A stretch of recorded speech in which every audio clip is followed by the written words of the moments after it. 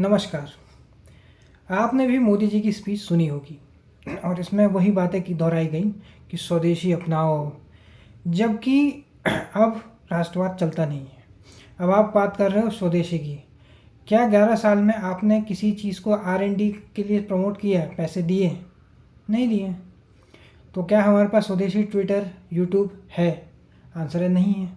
आप जिन गाड़ियों में घूमते हो वो भी विदेशी हैं, जो कपड़े पहनते हो वो भी विदेशी हैं, और विदेशों में ही घूमने जाते हो और जब वहाँ पे बहुत खुश रहते हो, यहाँ आते हो तो आप उदास जैसी शक्ल बनाते हो और फिर आप दूसरों को कह रहे हो कि स्वदेशी अपनाओ। ये कहाँ तक सही है? आप सोचिए कि बस भाषण देना था, ध्यान भटकाना था अमेरिका से और विश्व में क्या चल रहा है उससे, तो हमने बस कर दिया। इंडिया पाकिस्तान के मैच हो रहे हैं, हम लोग पहलगाम पुलवामा को भूले नहीं हैं, फिर भी मैच हो रहे हैं। क्यों हो रहे हैं किसी को नहीं पता। कारगिल वॉर के समय भी 8 जून 1999 में इंडिया पाकिस्तान का मैच हुआ वर्ल्ड कप का। तो बस पैसा ही मैटर करता है व्यापारियों के लिए।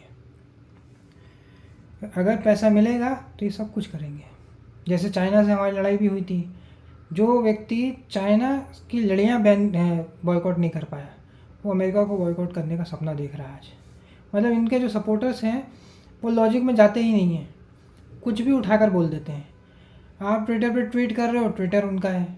आप एंड्रॉयड यूज़ करते हो, एंड्रॉयड उनका है। आप जूम यूज़ करते हो, वो भी उन्हीं का है। तो आपने अपना क्या बनाया है? आप कपड़े तक नहीं बना पाए बांग्लादेश, और वो भी बाहर से लेकर आते हो, जबकि कपड़े तो एटलीस्ट हो सकते थे, फ़ोन तो एटलीस्ट हम मैन्युफैक्चर कर सकते थे, लेकिन ऐसा नहीं हुआ। स्वदेशी ट्विटर हो सकता था, इंस्टाग्राम हो सकता था, बट नहीं बनाया गया। बस वो जो ऐप थी, बस वो एक राष्ट्रवाद के एक वो चल रहा था तो उसमें बना दी गई थी। उसमें से सबसे बढ़िया जो ऐप मैं बोलूँगा वो हाइक थी, लेकिन हाइक चल नहीं पाई क्योंकि वो जल्दी जल्दी इनोवेट कर रहे थे और उस समय लोगों को एक सिंपल ऐप चाहिए थी। तो राष्ट्रवाद के नाम पे अब कुछ बिकता नहीं है। इसलिए ज़रूरी है कि आप जुमलेबाजी करने के बजाय कुछ ठोस कदम उठाएं मिडिल क्लास के लिए। मिडिल क्लास को आपने 12 लाख का वो लॉलीपॉप थमा दिया, जीएसटी रिफॉर्म की बात कर दी। अगर रेपो रेट कम होने से लोगों की ईएमआई कम होती है या लोन कम होता है? आंसर नहीं होता। जीएसटी कम होने से क्या इंश्योरेंस कंपनी की प्रीमियम कम होंगे? आंसर नहीं होंगे। वो भी जैसे 30 रुपये का अगर फ़ायदा हो रहा है तो वो 30 रुपये बढ़ा देंगे, हो सकता है 50-60 रुपये बढ़ा दें। वो अपना प्रॉफिट जैसे तैसे करके कर ही लेते हैं, कोई फ़र्क नहीं पड़ता। हाँ, इसका पॉजिटिव एक इम्पैक्ट मार्केट सेंटिमेंट पे होता है कि लोगों में खुशी है कि हमारे लिए हुआ है, हमारे लिए हुआ है। लेकिन जो आप कह रहे हो कि GST, one nation one tax, वो कैसे हुआ? जीएसटी में अलग अलग स्लैब है, फिर इनकम टैक्स भरना है, गाड़ी पे रोड टैक्स भी देना है, टोल टैक्स भी देना है। पहले तो जीएसटी प्लस सेस भी होता था, अभी तो खाली जीएसटी देंगे। और भी 50 तरीके के टैक्सेस देने पड़ते हैं। पेट्रोल पे स्टेट अलग टैक्स ले जाता है, सेंटर अलग टैक्स लगाता है। उसको भी रिफॉर्म करना ज़रूरी है ना। अगर आप हर चीज़ पर टैक्स ले ही रहे हो तो इनकम टैक्स या तो सिर्फ 5% कर दो या फिर हटा दो। क्या मतलब है उसका? अब वो बाकी जगह से तो टैक्स आ ही रहा है ना। ये 10-10 हज़ार आप बिहार में बांट रहे हो, उसके बाद आप जो है फ्रीबीज दे रहे हो बिहार में, तो अगर आपने इतना ही काम किया तो फ्रीबीज देने की क्यों ज़रूरत पड़ रही है? और जनता तो वैसे ही महंगाई की मार से परेशान है, सब कुछ महंगा हो ही रहा है, चाहे आप कुछ भी कर लो। बस एक वो लोगों के बीच में बिहार बंगाल के इलेक्शन के लिए आपने वो एक सेंटिमेंट बनाना था, आपने बना दिया, लेकिन जनता तक वो फ़ायदा पहुंचा नहीं पहुंचा, वो भी तो है। ठीक है, पॉलिटिशियन बहुत स्मार्ट होते हैं, उन्हें पता रहता है कि कब क्या कैसे करना है, तो मैनिपुलेट तो आप कर ही लोगे और आप कर ही रहे हो। स्वदेशी अपनाओ की बातें आप कर रहे हो, स्वदेशी कौन अपना रहा है? ये वीडियो भी आप यूट्यूब पे देख रहे हो, यूट्यूब भी स्वदेशी नहीं है।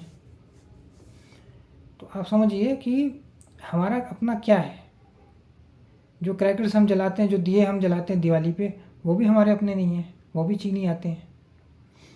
विंडोज़ जो जलती है लैपटॉप में, वो भी बाहर की है। एप्पल का मैक है वो भी बाहर का है। तो हर चीज़ हमने बाहर से दी हुई है, स्वदेशी है ही क्या?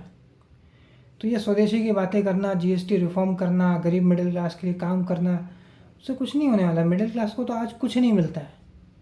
मिडिल क्लास वैसे ही भी परेशान है।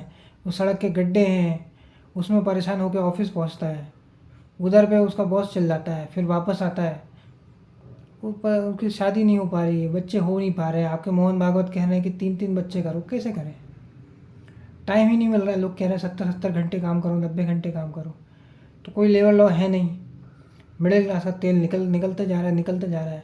जीएसटी रिफॉर्म आपने की है, लेकिन उसका फ़ायदा भी तो लोगों को पहुंचना चाहिए। अगर फ़ायदा ही नहीं पहुंचा तो क्या फ़ायदा है? ठीक है, कोई भी डिसीज़न का कुछ अच्छा इम्पैक्ट होना चाहिए लोगों पे। वो सरकारी जो प्राइवेट जो कंपनियां हैं, क्या वो जीएसटी रिफॉर्म्स का कुछ फ़ायदा इन लोगों तक पहुंचाएंगी? बैंक रेपो रेट का जो फ़ायदा है वो जनता तक पहुंचाते हैं? आंसर है, नहीं पहुंचाते हैं। इसलिए सरकार को भी इस तरफ विचार करना ज़रूरी है, अन्यथा मिडिल क्लास कोलैप्स कर जाएगी। और वो आपको, आप कुछ करते हो चाहे नहीं करते हो, आप ही को वोट डालती है, कल को वोट नहीं डालेगी। आज के इस वीडियो में इतना ही। अगर ये वीडियो आपको पसंद आए तो वीडियो को लाइक करें, शेयर करें और चैनल को सब्सक्राइब करें। धन्यवाद।